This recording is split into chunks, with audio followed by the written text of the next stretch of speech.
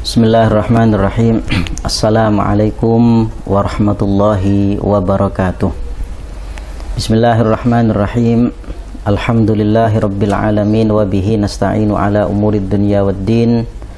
Wa sallallahu wa sallama ala sayyidina Muhammadin wa ala alihi wa sahbihi ajma'in.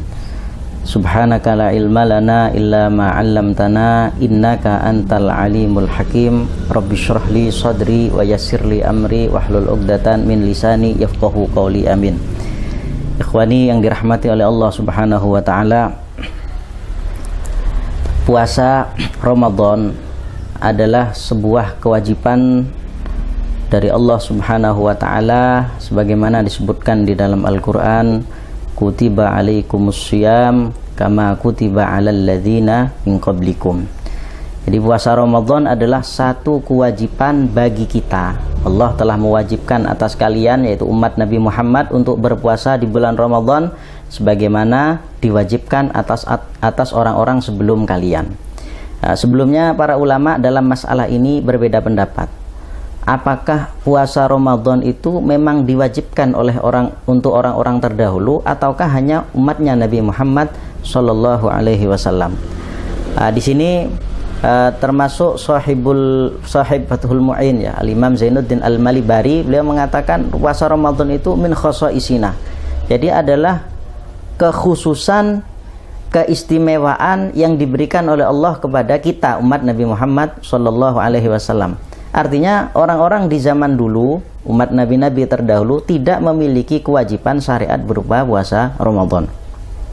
Cuman berbeda dengan ulama yang lain seperti Imam Hasan Al-Basri, beliau mengatakan orang-orang terdahulu juga disyariatkan untuk melakukan puasa Ramadan. Cuman mereka, ulama-ulama mereka, pendeta-pendeta mereka keliru dan menyesatkan umatnya sehingga mereka tidak melakukan ibadah puasa Ramadan. Cuman Shahibul I'anah Syekh Abi Bakar Sato menyatakan yang kuat adalah pendapat yang pertama, yaitu para ulama mengatakan yang lebih utama, yang muktamad, yang kuat adalah puasa Ramadan adalah puasa yang khusus diberikan kepada umatnya Nabi Muhammad Sallallahu Alaihi Wasallam. Sedangkan ayat yang ada di dalam Al-Quran tersebut yang menyatakan puasa Ramadan diwajibkan atas kalian berpuasa sebagaimana diwajibkan kepada orang-orang yang sebelum kalian, itu adalah bukan praktek yang sama di dalam melakukan ibadah puasa seperti praktek kita. Mereka juga diwajibkan berpuasa, cuman tidak sama seperti puasa kita. Makanya para ulama mengatakan puasa Ramadan adalah keistimewaan dari Allah yang diberikan kepada kita sebagai umatnya Nabi Muhammad Sallallahu Alaihi Wasallam. Maka di dalam masalah puasa kita perlu menjaga agar puasa kita tidak rusak, baik puasa kita rusak secara zahir atau rusak secara batin. Rusak secara batin itu adalah rusak yang dapat menghabiskan atau menghilangkan pahala puasa kita. Puasa kita tetap sah, kita jalan, puasa kita sah, cuman kita tidak dapat pahala. Makanya para ulama menyebutkan di dalam masalah mubtilatus shaum itu sesuatu atau perkara yang dapat merusak terhadap puasa. Para ulama mengatakan, atau Shahibut Takrirat mengatakan, hiya kismani, perkara yang membatalkan puasa itu ada dua. Yang pertama, kismun yubtilu thawabas shaum. Yang pertama adalah satu perkara yang membatalkan terhadap pahala puasa, bukan puasanya. Jadi puasanya sah, cuman pahalanya batal. Sehingga kalau orang batal pahala tapi puasanya tetap sah, dia tidak wajib qadha. Jadi setelah Ramadan harus mengqadha, tidak, karena puasanya sah, cuman puasa yang dilakukan tidak menghasilkan pahala. Yang kedua, kismun yubtilus shaum. Yang kedua adalah puasa yang dibatalkan adalah puasanya, bukan pahalanya. Sehingga orang yang melakukan puasa seperti ini setelah selesai Ramadan hari raya, dia wajib mengqadha terhadap puasa yang dibatalkan ketika dia melakukan ibadah puasa. Makanya kita perlu memperhatikan dan menghindari hal-hal yang membatalkan puasa, baik yang membatalkan pahala puasa atau yang membatalkan puasa itu sendiri.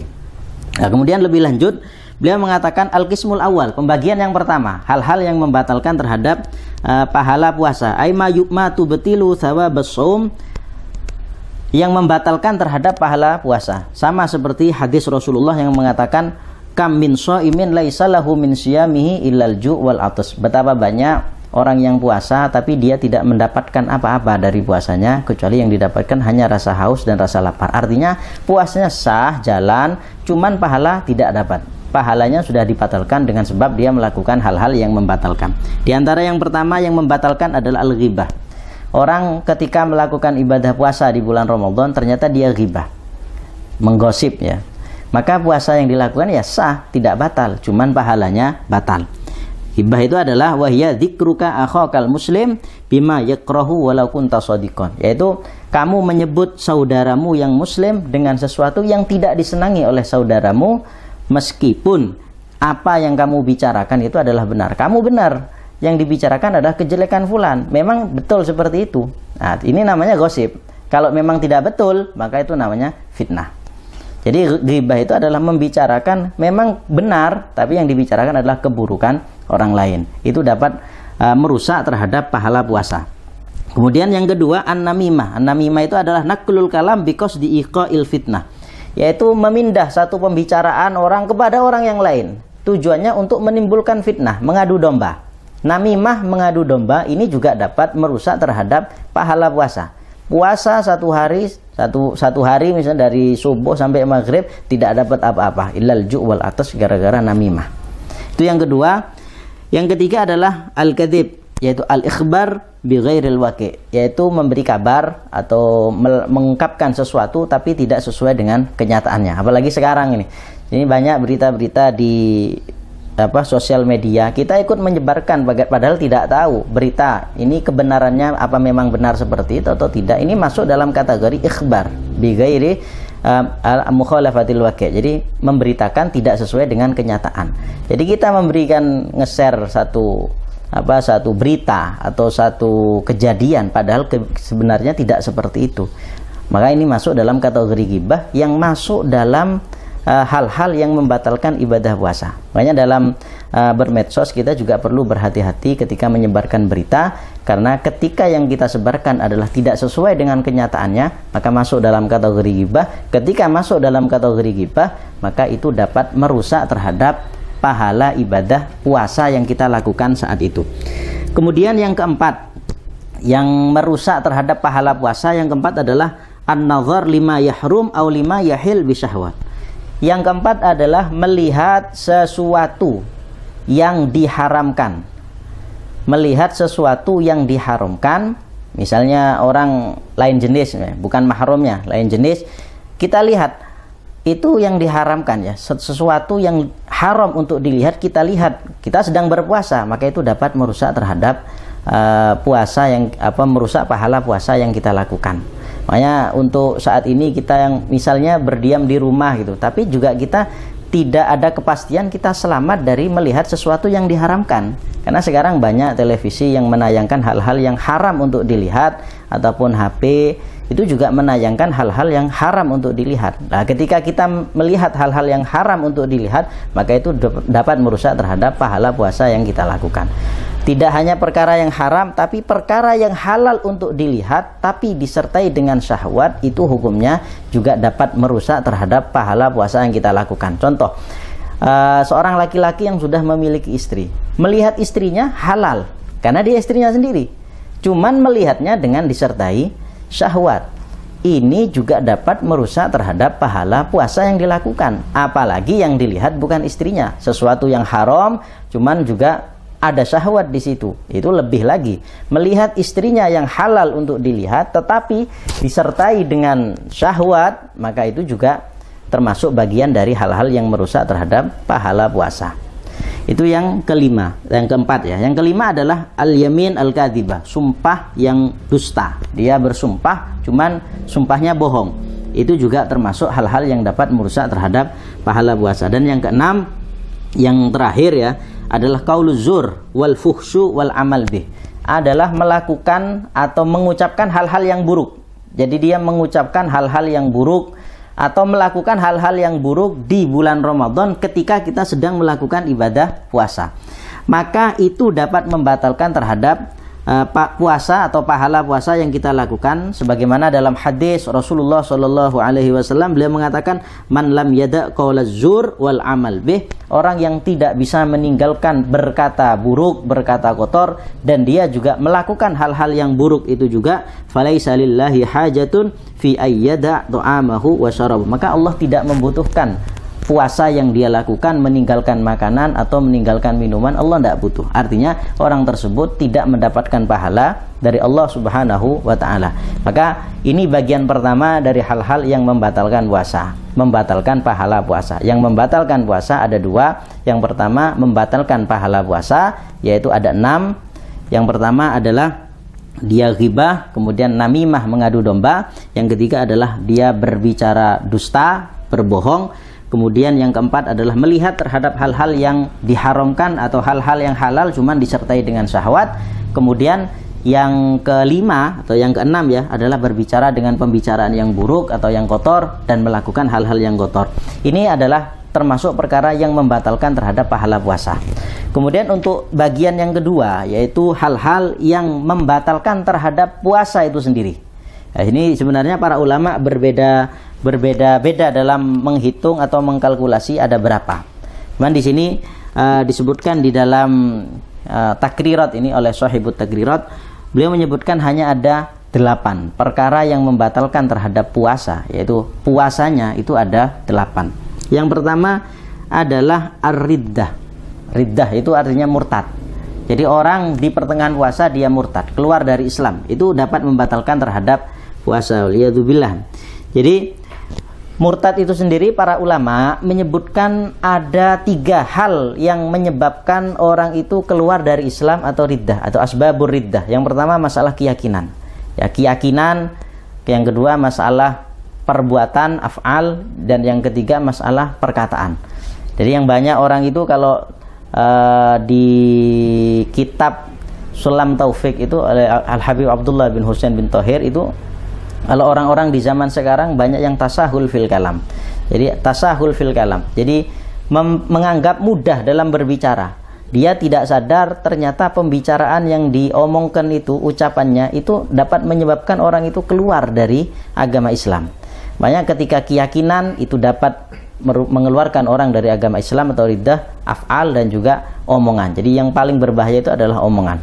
Cuman yang perlu diperhatikan dalam masalah ini adalah mungkin ada beberapa hal. Yang pertama, masalah ketuhanan. Ketika orang ini berhubungan dengan Allah, ini juga berhati-hati.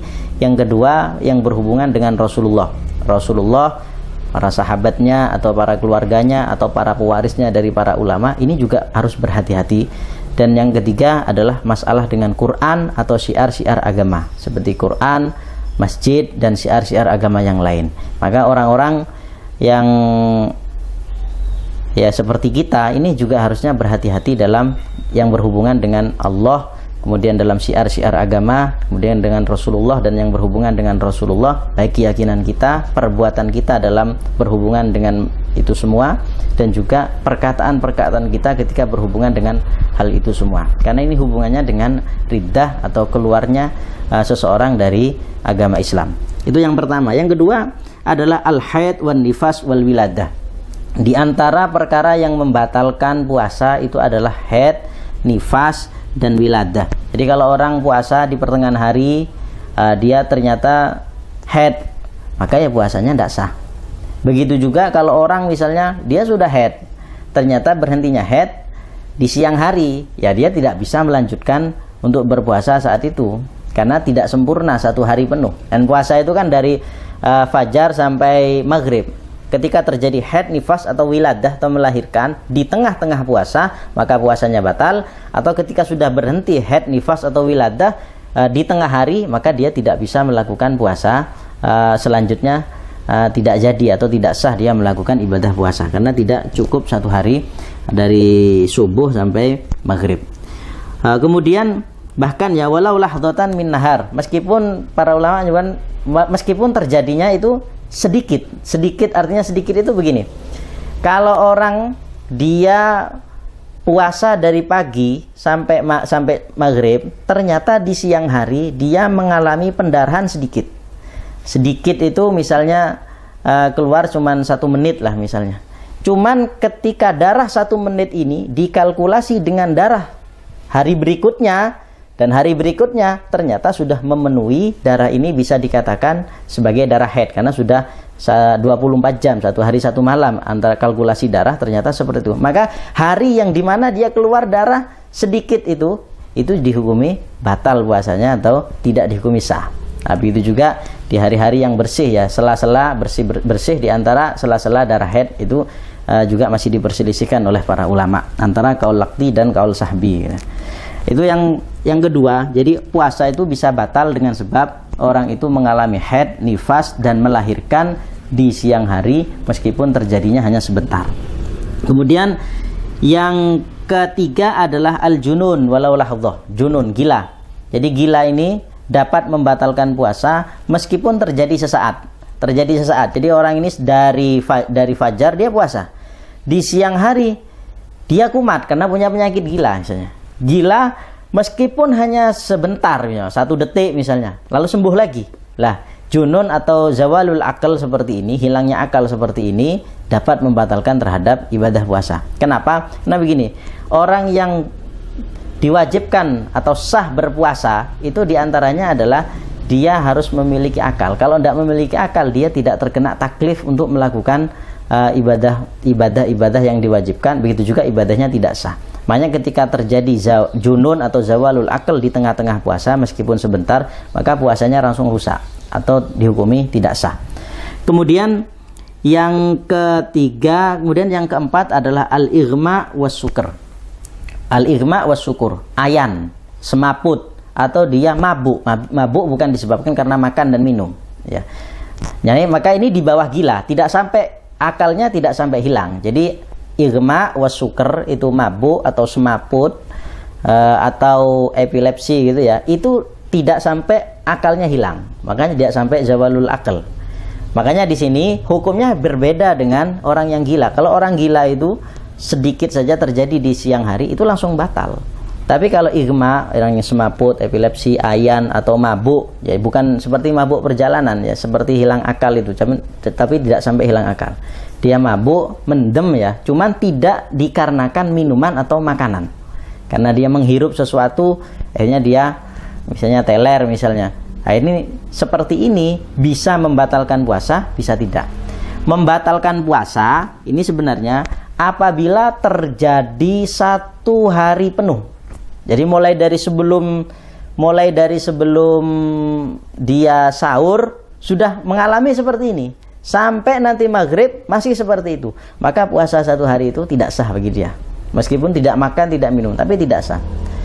Nah, kalau ternyata masih ada 1 waktu di siang hari dia sadar misalnya, jadi dia ayan atau semaput, tapi di siang hari pernah sadar, 2 menit sadar dia. Yang seperti ini masih diperselisihkan oleh para ulama.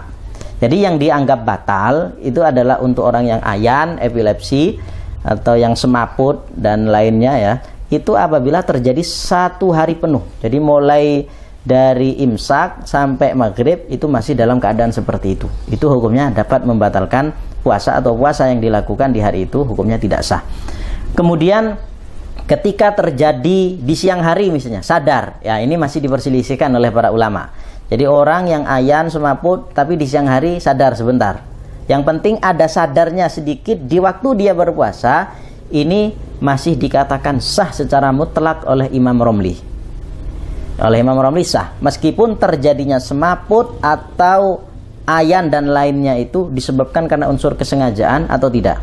Unsur kesengajaan itu misalnya kalau saya ini deket-deket sama misalnya dapur misalnya, karena saat ini yang dimasak bisa menyebabkan dia semaput misalnya, ternyata dia masuk dengan sengaja, itu kan bisa sengaja dia semaput disebabkan karena kesengajaan. Atau kalau dia mencium sesuatu tertentu dia akan semaput gitu, atau dia akan ayan, akan kambuh ayannya misalnya, maka kok dicium secara sengaja, maka itu namanya ayan atau semaput yang disengaja. Nah, menurut Imam Romli, ketika ada sadar di siang hari sedikit saja, sengaja atau tidak sengaja, itu hukumnya tetap sah.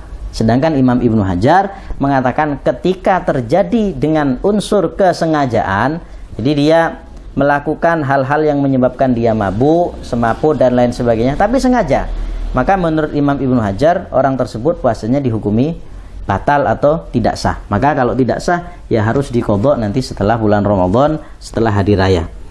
Kemudian dalam masalah ini ada masalah di bawahnya igma atau di bawahnya epilepsi itu ada tidur. Nah, kalau tidur itu menurut para ulama, meskipun orang itu tidur sepanjang hari, jadi dari imsak dia langsung tidur sampai maghrib, ini puasanya tetap sah. Meskipun demikian itu hukumnya makruh ya, tidak baik. Nah, kenapa? Karena ini bukan masuk kategori igma, bukan masuk kategori epilepsi, ini hanya tidur. Jadi sepanjang hari dia tidur, maka puasanya hukumnya tetap sah. Kemudian yang kelima yang membatalkan terhadap puasa adalah al-jima, yaitu berhubungan suami istri, berhubungan badan antara istri laki-laki dan perempuan. Maka idza jama'a amidan, orang yang melakukan hubungan suami istri ini terkena hukum yang sangat berat. Cuman syaratnya begini, yang pertama idza jama'a, apabila orang melakukan hubungan suami istri. Kemudian amidan, dia sengaja, jadi sengaja melakukan, sadar kalau itu bulan Ramadan, dia puasa, tidak boleh. Kemudian aliman bitahrim, dia juga tahu kalau itu hukumnya haram, tapi tetap dilakukan. Itu namanya aliman bitahrim. Mukhtaron, dan kehendak sendiri, bukan karena dipaksa. Beda kalau orang dipaksa. Ya. Kemudian batala shaumuhu, maka puasanya batal. Kalau orang melakukan hubungan suami istri dengan keadaan seperti itu, maka hukum puasanya adalah batal. Jadi puasanya batal. Wa idza afsada shaumahu fi Ramadan, apabila dia merusak puasanya di bulan Ramadan 1 hari penuh dengan melakukan hubungan badan, maka hukumnya dia terkena 5 hukuman. Jadi puasa sempurna, beda kalau puasanya tidak sempurna. Puasa sempurna dirusak dengan melakukan hubungan suami istri, maka puasanya batal dan dia terkena 5 hukuman atau 5 akibat dari apa yang dilakukan. Yang pertama al-hukul isim, dia mendapat dosa besar. Ya, dosa besar, meskipun istrinya sendiri ini halal ini. Cuman ketika dia sedang berpuasa menjadi haram dan orang yang melakukan berdosa. Yang kedua, wujubul imsak. Setelah melakukan ibadah ibadah Ramadan, di tengah-tengah dia melakukan hubungan suami istri, ini puasanya batal. Dia wajib imsak, menahan diri. Jadi tidak boleh makan, tidak boleh minum, sama seperti orang puasa, padahal dia tidak dianggap puasanya. Yang ketiga, wujubut takzir, dia harus ditakzir, harus terkena hukuman, diberi hukuman oleh hakim, at-ta'dib minal hakim, dan ini diberi hukuman, diberi arahan supaya dia jera, tidak melakukan lagi. Kemudian yang keempat, wujubul qadha, dia harus mengqadha puasanya tersebut. Dan yang kelima, dia wajib membayar denda atau kafaratul uzma, denda yang besar. Denda yang besar ini adalah salah satu dari 3 perkara yang telah ditetapkan ya. Dan ini tidak boleh berpindah, harus tingkat pertama dilakukan terlebih dahulu, kemudian tingkat kedua, tingkat ketiga. Ketika tidak mampu tingkat pertama, baru masuk ke tingkat kedua, tidak mampu baru tingkat ketiga. Yang pertama, orang yang melakukan hubungan suami istri secara sengaja, tahu hukumnya kok tetap melakukan, maka hukumnya yang pertama, denda yang terakhir, yang kafaratul uzma tadi, dia harus memerdekakan budak. Ya, memerdekakan budak. Karena sekarang tidak ada budak misalnya, pakai yang kedua. Yang kedua adalah berpuasa 2 bulan berturut-turut. Berturut-turut. Ketika batal di tengah, maka harus ulangi lagi dari awal. 2 bulan berturut-turut. Nah ini tidak bisa. Kenapa? 1 bulan saja sudah batal gara-gara jima itu, apalagi 2 bulan. Ya, tapi harus dicoba dulu. Ya, ketika itu tidak mampu baru pindah ke yang ketiga, yaitu memberi makan terhadap 60 miskin ya, sitina miskin likulli miskin mud. Jadi memberikan makanan beras gitu kepada 60 orang miskin, setiap orang miskin mendapatkan bagian 1 mud ya, 6 on setengah gitu. Nah ini hukum orang yang melakukan hubungan suami istri di bulan Ramadan, di siang hari bulan Ramadan seperti ini. Ini hukumnya adalah hukumnya di siang hari. Kalau malam hari tidak masalah. Kalau dalam malam hari, memang dulu pernah terjadi ya, di awal-awal puasa itu, awalnya dalam Islam itu ada puasa namanya 3 hari setiap bulan dan puasa Asyura. Itu yang diwajibkan. Kemudian ada datang puasa Ramadan. Dalam puasa Ramadan ini awalnya berpuasa, kalau orang di malam hari sudah tidur, bangun tidur, tidak boleh makan, tidak boleh minum, tidak boleh berhubungan suami istri. Nah, itu dilakukan oleh para sahabat. Ternyata Sayyidina Umar juga mengalami seperti itu. Sayyidina Umar di malam hari tidur, setelah bangun tidur ternyata berhubungan dengan istri beliau. Kemudian setelah itu beliau makan dan berhubungan seperti itu, maka para sahabat memprotes. Kenapa? Karena kalau orang sudah tidur, tidak boleh dia berhubungan badan, tidak boleh dia makan, tidak boleh sampai nunggu besoknya lagi. Akhirnya datang kepada Rasulullah. Maka setelah datang kepada Rasulullah, maka turunlah ayat Al-Quran, uhilla lakumul, dihalalkan bagi kalian di malam hari ar-rafas, yaitu berhubungan dengan suami istri. Maka dari itu orang berpuasa dari subuh sampai maghrib, setelah itu bebas, malamnya bebas sampai nanti imsak lagi. Awalnya puasa itu ketika malam, ketika dia tertidur, tidak boleh melakukan, bangunnya tidak boleh melakukan hal-hal yang. Maka di sini yang dimaksud di sini melakukan hubungan suami istri yang dapat membatalkan puasa dan dapat menyebabkan banyaknya takzir atau hukuman ini apabila dilakukan di siang hari bulan Ramadan bagi orang yang melakukan ibadah puasa. Kemudian dan perlu diingat bahwa hukum kafaroh atau memerdekakan budak, kemudian membayar puasa 2 bulan berturut-turut ini kewajibannya hanya bagi orang laki-laki. Jadi yang perempuan tidak terkena kewajiban seperti ini.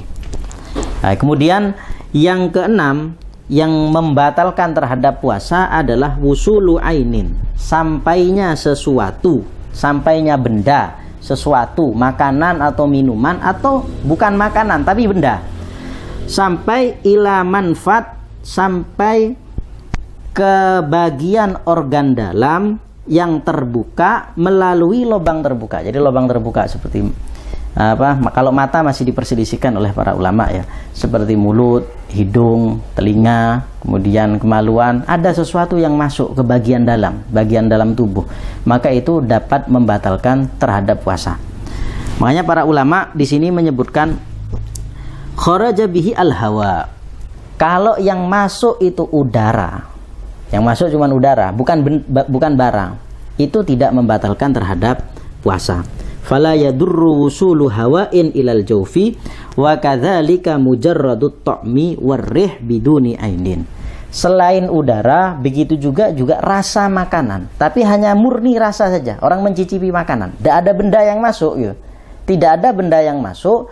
Maka ketika membutuhkan untuk mencicipi ya mencicipi makanan itu kalau memang dibutuhkan tidak masalah. Tapi kalau tidak membutuhkan karena dia bukan orang yang masak, laki-laki mencicipi makanan, maka ini hukumnya makruh. Masalah batal dan tidaknya ada ndak sesuatu yang masuk ke dalam tubuhnya. Kalau ada benda yang masuk berarti batal. Kalau tidak ada berarti hanya sebatas makruh. Cuman kalau yang mencicipi ini karena dibutuhkan, karena dia juru masaknya, kokinya, atau yang perempuan yang masak di dapur, mencicipi makanan, maka mencicipi karena unsur dasar kebutuhan untuk mengetahui rasanya, maka tidak masalah. Cuman yang masuk itu jangan sampai bendanya. Kalau bendanya ini bisa membatalkan terhadap puasa. Cuman rasa begitu saja itu tidak sampai membatalkan terhadap puasa dan tidak makruh karena itu dibutuhkan. Kemudian mengenai manfaat itu lubang tubuh, lubang tembus yang ada di dalam tubuh, lubang tembus sampai ke organ dalam. Maka di sini seperti mata misalnya, idza wasalat al-ain ilal jawf min manfadin ghairi maftuh kadduhni, seperti celak yang dipakai di mata misalnya. Celak dipakai di mata, maka ini dalam mazhab Syafi'i ini tidak membatalkan terhadap puasa. Kenapa? Karena mata bukan termasuk lubang tembus. Manfaat maftuh itu sama dengan lubang pori-pori. Sehingga meskipun orang pakai celak, di tenggorokannya ada rasa yang bisa dia rasakan dari celak yang dipakai misalnya, itu tidak bermasalah.